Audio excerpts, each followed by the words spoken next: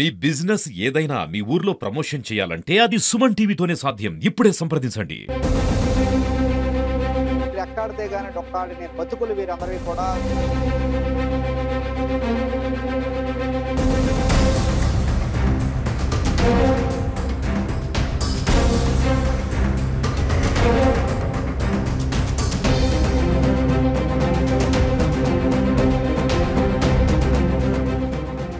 Welcome to Suman TV. నేను మీ చందు యాదవ్. విశాఖపట్నంలో ఎక్కడ చూసినా కూడా మత్స్యకార సోదరులు ఎక్కువ మంది ఉంటారు. వీళ్ళందరూ కూడా ఆ గంగమ్మ తల్లిని నమ్ముకొని గంగమ్మ తల్లి ఇచ్చే సంపాదన మీద ఆధారపడి బతుకు జీవుడు అంటూ కూడా తమ కుటుంబాన్ని పెంచి పోషించుకుంటారు. వీళ్ళది రెక్కాడితే గాని డొక్కాడిని బతుకులు వీరందరికీ కూడా. సో ఈ రోజు ఒక గంగపుత్రుడు ఎవరైతే ఉన్నారో, ఒక గంగపుత్రుడు ప్రతిరోజులాగే ఈ రోజు అంటే గత కొద్ది రోజుల క్రితం, ఒక 2 రోజుల క్రితం చేపలు పట్టేందుకు అయితే ఇక్కడ విశాఖ సముద్ర తీరానికి వచ్చి ఒక వల వేయటం జరిగింది. వల వేసిన తర్వాత ఏదైతే ఆ కెరటాలు ఫ్లోటింగ్ కి ఆ గంగపుత్రుడు సముద్రం లోపలికి వెళ్ళిపోయాడు. దీంతో మత్స్యకార సోదరులు గత 2-3 రోజుల నుంచి వెతుకుతున్నా కూడా తమ తోటి సోదరుని ఆచూకీ తెలియని పరిస్థితి. దీనికి సంబంధించి ఇప్పటికే గాలింపు చర్యలు కూడా చేపడుతున్నా కూడా అధికారుల నుంచి స్పందన కరువైందంటూ కూడా ఈ గంగమ్మ తల్లిని నమ్ముకున్న మత్స్యకార సోదరులందరూ కూడా వాపోతున్నారు. అయితే దీనికి సంబంధించి అసలు ఏం జరిగింది, ఎట్లా జరిగింది తెలుసుకునే ప్రయత్నం చేద్దాం. తన పేరు సతీష్, 24 సంవత్సరాలు. పాపం తను ఇంట్లో ఏదో కూరకు వస్తుంది అనేసి ఇక్కడికి వచ్చాడు. ఇక్కడ చిన్న గాలం పట్టి చేపలు పట్టడానికని వచ్చాడు. వచ్చినప్పటికి ఇటు నుంచి వరద వచ్చింది.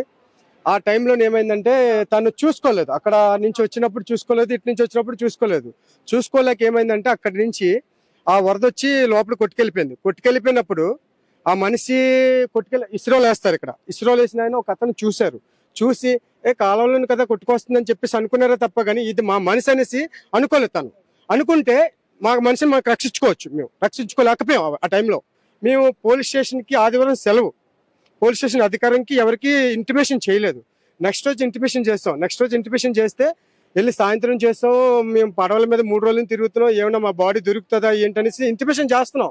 కానీ మా బాడీ ఎక్కడా దొరకపోయి లాస్ట్కి మా అన్నయ్య గారు ప్లస్ మా మావయ్య గారు అందరు కలిసి వెళ్ళి మా అత్తయ్య గారు అందరూ ఇన్స్టిమేషన్ చేస్తే మన ఎంఈపీ పోలీస్ స్టేషన్ ఇంటిమేషన్ చేసిన తర్వాత ఒక మొత్తం లెటర్ రాసి మీ బాడీ మేము చూస్తాము, దొరికిన తర్వాత ఫోటో తీయమన్నారు తప్ప కానీ మేము వచ్చి చూస్తాము, మేము ఇంటిమేషన్ చేస్తామని ఇంటిమేషన్ అయితే మాకు ఆ మాట ఇవ్వలేదు. అధికారులు అయితే ఆ మాట ఇవ్వలేదు. లాస్ట్ గా వచ్చి మా వాళ్ళు వెళ్ళి లెటర్ రాసుకున్నారు. ఇది చేయడం నేను నైట్ వచ్చిన తర్వాత ఏమైంది ఏంటి పరిస్థితి అని నేను అడిగిన తర్వాత ఇది జరిగింది సిచ్యువేషన్ అని చెప్పి మొత్తం టోటల్ నేను అప్డేట్ తీసుకున్నాను. ఇంతవరకు అధికారులు అనే వాళ్ళు రెస్పాండ్ అవ్వలేదన్న. ఇప్పుడు అధికారం అనేది రెస్పాండ్ అవ్వాలంటే దేనికి రెస్పాండ్ అవ్వాలి? ఓట్లు వచ్చినంత వరకు రెస్పాండ్ అవుతారు, మిగతా దానికి రెస్పాండ్ అవ్వరన్నా. ఇప్పుడు ఒక తల్లి ఎంత కిట్టకల ఉందంటే ఇప్పుడు ఒకసారి మీకు ఇంటికి తీసుకెళ్తానన్నా, ఒకసారి మీరు చూడండి. ఆ మనిషి కానీ బాగుంటే మీరు ఏమన్నా ఒకసారి 2 కిడ్నీలు ఫెయిల్ అయిపోయి ఉన్నాయి. 2 కిడ్నీలు ఫెయిల్ అయిపోయి కూడా ఇప్పుడు వరకు ఆ మనిషికి పింఛని కాదు కదా పక్కన పెట్టండి అన్న. ఇప్పుడు ఆ మనిషి చచ్చిపోయాడని తెలిస్తే ఆ తల్లి ఏ విధంగా ఉంటుంది చెప్పండి? ఆటోడేకి వచ్చి చనిపోద్ది. చనిపోయిన తర్వాత తీసుకొస్తారా? తల్లిని తీసుకొస్తారా? కొడుకుని తీసుకొస్తారా? ఎవరిని తీసుకురారు. మాకేమి లేదన్నా. నాకు ఎవరైతే మల్లుడైన వాడు చనిపోయాడో వాడిని తీసుకొచ్చి నా ఇంటికాడ చేపెట్టి చాలు. మాకు ఆఖరి చూపిస్తే చాలు. మాకు సుమన్ టీవీకి నేను ఒకటే అడుగుతున్నాను. ఆ సుమన్ టీవీకి అడిగేది ఏమి అడుగుతున్నాను అంటే మాకు ఏ అధికారులు ఉన్నారో పవన్ కళ్యాణ్ గారికి, చంద్రబాబు గారికి, లోకేష్ గారికి అందరికీ నేను ఏమడుగుతున్నానంటే మా వ్యక్తి విషయంలోనూ ఏం జరిగిందో ఆ సిచ్యువేషన్ మాకు నష్టపరిహారం వద్దు, ఏమొద్దు. మాకు ఏదైతే కావాలనుకుంటున్నామో అదే వేరే డబ్బున్నోడు చనిపోతే హెలికాప్టర్ మీద ఎత్తికేస్తారు. ఇవాళ ఏనాడు కాబట్టి హెలికాప్టర్ ఎత్తకట్లేదా, పట్టించుకోవట్లేదా? అంటే రాజకీయ నాయకుల్లోనూ ఎవరైనా చనిపోతే ఎంత ఎదుగుతారు అంటే మా వాళ్ళు ఎందుకు ఎదగట్లేదు? మీరు ఏ విధంగా ఉన్నారు? మాకు ఏవైతే ఉన్నాయో అవి ఇక్కడి నుంచి అంతవరకు చెత్త ఉంది. ఆ చెత్త విషయంలో కూడా ఇంతవరకు మేము ఎప్పుడు అడగలేదు. మేము ఇంతవరకు ఒక జీవీఎంసీ కానీ ఎవరు కూడా చచ్చే వరకు అంటే కంపులు పడిపోయి రోగాలతో పడిపోయినా పర్లేదు, చచ్చిపోయినా పర్లేదు. ఈ విషయంలో ఎప్పుడు కూడా మేము అడగలేదు. ఇదే అడుగుతున్నాం మేము. మాకు ఏ బాడీ అయితే మిస్ అయిందో ఆ బాడీని మాకు హ్యాండ్ ఓవర్ చేస్తారని ప్రమాణ పూర్తి మేము అడుగుతున్నాం. ప్లీజ్ దయచేసి పవన్ కళ్యాణ్ గారు, లోకేష్ గారు, చంద్రబాబు గారు ప్రతి ఒక్కటి నేను అడుగుతున్నాను. నాకు ఏ బాడీ అయితే మిస్ అయిందో ఆ బాడీ నాకు ఏ రూల్స్ ఉన్నాయో అది మేము అప్పుడు ఏ విధంగా ఆ బాడీ కలిపితే అప్పుడు కావాలి. సత్యసేన్ మా తమ్ముడు అండి. సొంత తమ్ముడండి. ఏం జరిగిందన్న? ఏమి జరిగిందంటే విసిరికాపు వాళ్ళ ఆదివారం నాడు విసిరికాపు అయినందుకు వచ్చాడు, గేల్తాడు కాయినందుకు, అంతే కూర కాయినందుకని వస్తే కూరని అవుతుంది అనేసి వచ్చాడు. కానీ ఏంటంటే కూర కాయినందుకు వచ్చాడు కాస్తుండగా ఏదైనా ఆ సముద్రకాశ చూస్తున్నాడు. ఆ సముద్రకాశ చూసేటప్పుడు యువతల పోర్సు చూసాడు కాదు, ఈ గడ్డ పోర్సు వర్షానికి దానికి గడ్డ పోర్సు చూడలేక అవతల తెరకి ఈ గడ్డ పోర్సుకి ఒకటైపోయి మనిషిని నేపేసి నాకు వెళ్ళిపోయింది. ఆదివారం జరిగింది. ఆదివారం నాడు 17వ తారీఖున ఆదివారం పొద్దున్న 7 గంటలకి. అప్పుడు కాడి నుంచి ఇంక ఎదుగుతూనే ఉన్నాం. ఇప్పుడు వచ్చి నాయకులన్నీ ఎవరు రాలేదు, ఈ నాయకులు రాలేదు, ప్రెసిడెంట్ వాళ్ళు రాలేదు, ఇక్కడ పోలీసు వాళ్ళు ఎవ్వరు కూడా రాలేదు. ఇప్పుడు మా దగ్గరికి మా తాలూకు మా కుటుంబం మట్టుకు అలాగ ఎదుగుతున్నాం. అలాగా మాకు సంబంధించిన వాళ్ళు బోట్ల మీద. సుమన్ టీవీ వాళ్ళకి నమస్కారం పెడుతున్నాడండి. మా అబ్బాయి చనిపోయాడండి. ఈ రోజు ఆదివారం పొద్దున్న నుంచి 7 గంటలకించి వచ్చారండి. గేల్దాడి కాస్తుండగా మా అబ్బాయి పోయాడు. ఆ రోజు ఫిషర్మెన్ డిపార్ట్మెంట్ లో కొద్ది సైక్లోరింగ్ అని చెప్పారండి. ఎవరు ఏటకి వెళ్ళపోతే నుంచి మా అబ్బాయి ఆదివారం కదా నుంచి అంటే ఏటకి వెళ్ళలేదండి. ఒడ్డు నుండి గేలం వేసి ఒక చేపలు ఆపుకుందాం నుంచి వచ్చాడండి. ఆ చేపలు ఆపుకొని సముద్రకాచే చూస్తున్నాడు తప్ప గేలం కాసి ఈ తన నుంచి వెనకాతల ఈ పోర్సు ఇప్పుడే కాదండి, ఎప్పుడూ అలాగే వస్తుంటది. ఆ రోజు సైక్లో తుఫాన్ అని ఆ రోజు వెనకాల చూసుకోలేదు, ఇటుకే సముద్రకాశ చూస్తున్నాడు. కానీ ఆ వెనక చూసుకోకపోతే అవతల సముద్రం వచ్చి ఈ తన నుంచి గడ్డ వచ్చి రెండు ఏకమైపోయి ఆయన నుంచి తీసుకెళ్లిపోయి ఆయన నుంచి సముద్రంలోకి లాగిస్తుందండి. లాగేగా నుంచి ఒక ఆయన చూశాడండి. ఆయన చూసేప్పటికి ఆయన కూడా పోర్చుకి వెళ్ళిపోతాను అనుకున్నాడండి.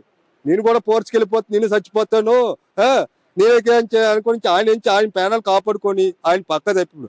ఆయన వచ్చి మా ఇంటికి వచ్చి చెప్పాడు, ఒరే మీ అబ్బాయి ఇలాగెంచి గడ్డలో పడిపోయాడు, పేదకేరటం వచ్చి సముద్రం వచ్చి ఇడిచికెళ్ళిపోయిందిరా అని చెప్పాడండి. అంతలో బాబు ఎందుకు మా అబ్బాయి చనిపోయాడు అనేది అప్పటి నుంచి ఏడ్చుకొని పరుగొడు వచ్చి మా బామ్మకి, మా మేవనాలకి, మా అబ్బాలకి అందరికి చెప్తే వాళ్ళందరూ వచ్చి సముద్రంలోకి వెళ్ళి తెప్పలు తుఫాను ఉన్నా సరే మామూలుగా తుఫానుగా వెళ్ళి ఖాళీ తెప్పల మీద నుంచి ఎత్తుకుతున్నామండి. ఆదివారం పొద్దు నుంచి ఆదివారం నుంచి ఎత్తుకుతుండగా ఆదివారం నుంచి ఉదయాన్నే నుంచి పోలీసులు కంప్లీట్ మా అబ్బాయి ఎప్పుడైతే చనిపోయాడో పోలీసులు కంప్లీట్ ఇచ్చామండి. పోలీసులు కంప్లీట్ వస్తే ఆదివారం 2 కానిస్టేబుల్ వచ్చి ఆధార్ కార్డు ఎంచి ఫోటోలు తీసుకున్నారు తప్ప వెళ్ళిపోయారు. సోమవారం నాడు ఎంచి రాతపూర్వకంగా కంప్లీట్ ఇస్తే వాళ్ళు పట్టించుకుంటారు పోలీసులు, రాతపూర్వకంగా ఇవ్వండి అని చెప్తే ఎవరైనా వాళ్ళు చెప్తే మేము వెళ్ళి సోమవారం నాడు పొద్దున్న వెళ్ళి రాతపూర్వకంగా కంప్లీట్ ఇస్తే వాళ్ళు పోలీసులు అన్నారు సరేనండి మిస్సింగ్ కేసు అని చెప్పేసి వెళ్ళిపోయారు. ఆ సాయంత్రం ఎఫ్ఐఆర్ పొద్దున్న మార్నింగ్ ఎఫ్ఐఆర్ పడితే సాయంత్రం సిఓ గారు వస్తారో అప్పుడు ఇస్తాము ఆయన చెప్పారండి.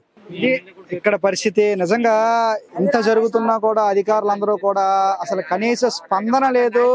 నా సొంత కుమారుడు నిత్యం వేట చేస్తా ఉంటాడు, ఈ రోజు వేట చేస్తున్న సమయంలో ఆదివారం ఉదయం చనిపోయాడు. సో ఆదివారం ప్రతిరోజులాగే ఆదివారం ఉదయం కూడా చేపలు పట్టేందుకు ప్రయత్నిస్తున్నాడు. ఈ లోపు ఒక్కసారిగా కురిసిన వర్షాలకి అనుకోకుండా వచ్చిన ఫ్లోటింగ్ కి ఆ ఫ్లోటింగ్ లో సముద్ర లోపలికి వెళ్ళిపోయాడు. ఎంత జరుగుతున్నా కూడా ఇప్పటికీ సుమారు ఆదివారం జరిగింది, ఈ రోజు మంగళవారం, ఇప్పటికీ 3 రోజులు గడుస్తున్నా కూడా ఏ అధికారి కూడా వచ్చి మా డీటెయిల్స్ అన్ని తీసుకొని వెళ్ళడం తప్పితే ఎవరు కూడా లోపలికి వెళ్ళి గాలింపు చర్యల దిశగా ఎవరు కూడా ముందుకు వెళ్ళలేదు. నిజంగా నిత్యం ఎవరైనా ఆ ప్రమాదంలో చిక్కుకుంటే, సముద్ర ప్రమాదంలో ఎవరైనా తప్పిపడిపోతే మేము వెళ్ళి మా మత్స్యకార సోదరులందరూ కూడా మేము వెళ్ళి వెతుకుతాము, అధికారులందరికీ అండగా మేము ఉంటాము, ఆ కుటుంబాలను వెతికి తీసుకొస్తాము. అటువంటిది మాకే అన్యాయం జరిగితే ఈ రోజు నిజంగా మాకు కూడా న్యాయం జరగలేని పరిస్థితి. ఇప్పటి వరకు కూడా ఏ ఒక్క అధికారి కూడా వచ్చి మా డీటెయిల్స్ తీసుకోవడం తప్పితే లోపలికి వెళ్ళి గాలింపు చర్యల దిశగా ఏ ఒక్కరు ముందుకు రాలేదు.